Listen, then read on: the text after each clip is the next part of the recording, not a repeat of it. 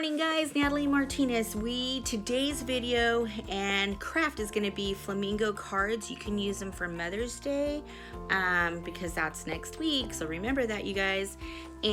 Or you can do them. What we did is we utilized them for COVID-19 homeschool. Today's Teacher Appreciation Day, so the girls made these today. So I hope you guys enjoy the video. Thank you.